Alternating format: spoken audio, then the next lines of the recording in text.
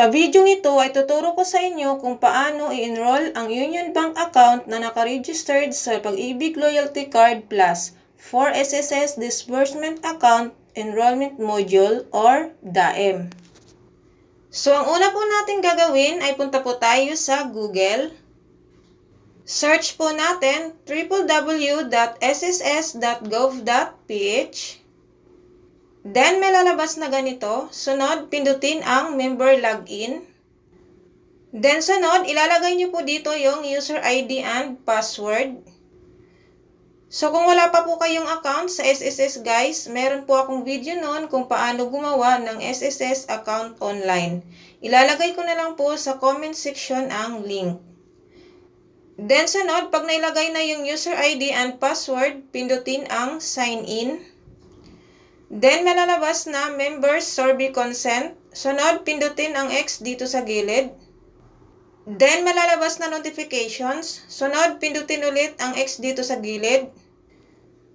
So, ito na yung account natin sa SSS guys. Sunod, pindutin ang Services.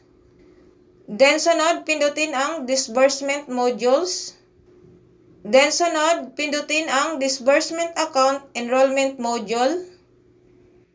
Then, may lalabas na reminder. So, basahin nyo na lang yan siya, guys. Then, sunod, pindutin ang box na maliit katabi ng I certify that I have read and understood the foregoing reminders on account enrollment. Then, pagkatapos, pindutin ang proceed. Then, malalabas na ganito, Disbursement Account Enrollment Module. Sunod, pindutin ang bank. Then, malalabas na note. Ang sabi po dito, the bank account name should be the same as your SSS registered name. Please provide the correct bank account number and not the ATM card number. You may contact your bank to secure the correct account number. Then, sunod, pindutin yung X dito sa gilid. Then, sunod, dito naman sa Select Bank, pindutin po ito. Then, hanapin nyo po yung Union Bank of the Philippines. Then, sunod, bank account number. So, ilalagay nyo po dito guys yung bank account number nyo. So, sa paglalagay ng bank account number, dapat po walang space and walang special character. So, makikita nyo po yung bank account number nyo guys sa likod ng ATM card nyo. Ito po. Then, sunod, confirm bank account number. So, ulitin nyo lang yung bank account number na inilagay nyo. Make sure na magkaparehas. Then, sunod, attach supporting documents. So, pindutin nyo lang ito guys. Then, malalabas na, attach readable colored image or images in JPG or PDF format. Maximum file size is 3 MB and file name should be comprised of 1 to 50 characters and must not contain special characters. So, ano nga ba yung mga special characters guys? Ito po yun. Yung may color red. Then, sunod, pindutin po itong X. So, sa proof of account po guys, kailangan po, uploaded proof of account must contain your account name, account number, and bank name. So, kailangan yung file format ay JPG or PDF. Then, yung maximum size ay 3 MB. So, okay lang po na mababa siya sa 3 MB. Wag lang pong lumagpas sa 3 MB. Then, sunod, select document type. Pindutin nyo po ito. So, dito guys, ang pinili ko ay validated deposit slip. So, example po ng validated deposit slip guys ay ganito po. So, para magkaroon po kayo ng deposit slip, punta lang po kayo sa Union Bank branch na malapit po sa inyo at mag-deposit po kayo ng at least 100 pesos para po bigyan kayo ng deposit slip. So, dapat guys, pag nagpicture po kayo, kailangan clear po at mababasa po yung account name, account number, at saka yung bank name. So, sa pag-upload naman ng validated slip, guys, pindutin nyo yung browse file. Then, pindutin nyo po yung files. Then, hanapin nyo po dito yung picture ng proof of account nyo. So, para malaman nyo, guys, kung na-upload na yung proof of account nyo, makikita nyo po dito. Then, sunod, ID card or identification document. So, ito po yung example, guys. So, para malaman yung list of valid cards or documents, pindutin nyo lang po ito. So, ito yung mga list of government-issued ID cards or documents. So, pili na lang kayo dito guys kung anong meron kayo. So, sa akin, ang gagamitin ko po ay Unified Multi-Purpose Identification or UMID card. Then, pag okay na, pindutin po yung X dito sa gilid. Then, sa pag-upload naman ng ID card or identification document, guys, kailangan upload a clear copy of your one valid government-issued identification card or document. So, kailangan yung file format ay naka-JPG or PDF. Ganon din, guys, dapat naka-maximum size ng 3 MB.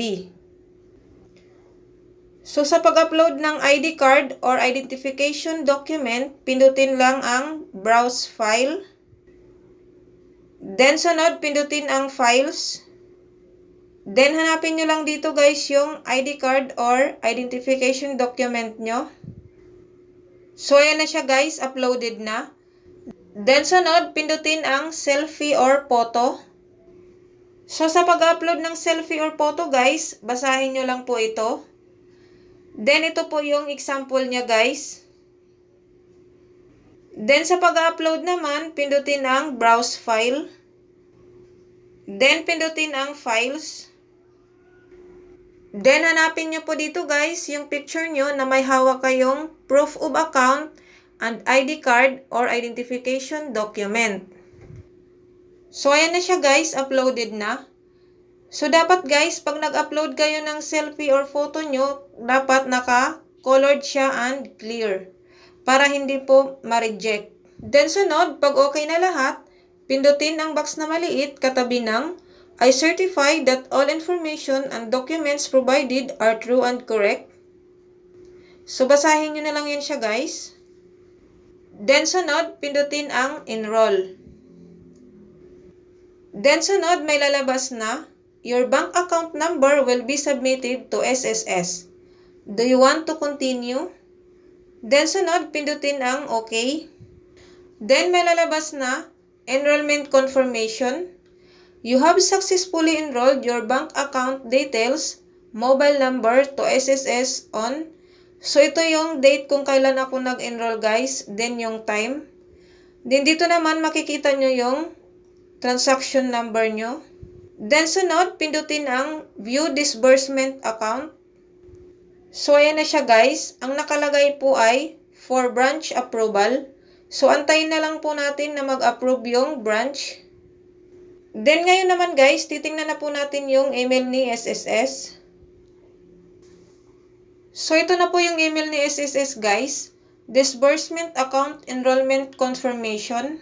So, open na po natin. So, ito po yung sabi niya guys. You have enrolled your disbursement account. Please take note of your transaction details below. So, dito nyo po makikita yung transaction number, then yung date and time of enrollment. So, wait na lang natin guys na mag-approve si SSS. Then, next day guys, nag-email si SSS. Disbursement account enrollment approved. So, open na po natin. So, ito po yung sabi niya guys. We are pleased to inform you that your submitted proof of account under transaction number. So, ito po yung transaction number natin guys. Has been processed and approved. So, ngayon guys, tingnan na po natin sa SSS account natin yung na-enroll natin na disbursement account. So, para malaman natin kung na-approve na yung bank account natin sa disbursement account, i-open nyo lang po yung SSS account nyo. Then, pindutin ang Services. Then, sunod, pindutin ang Disbursement Modules. Then, sunod, pindutin ang Disbursement Account Enrollment Module or DAEM. Then, sunod, may lalabas na reminder. Sunod, pindutin ang box na maliit katabi ng I certify that I have read and understood. Then, sunod, pindutin ang Proceed.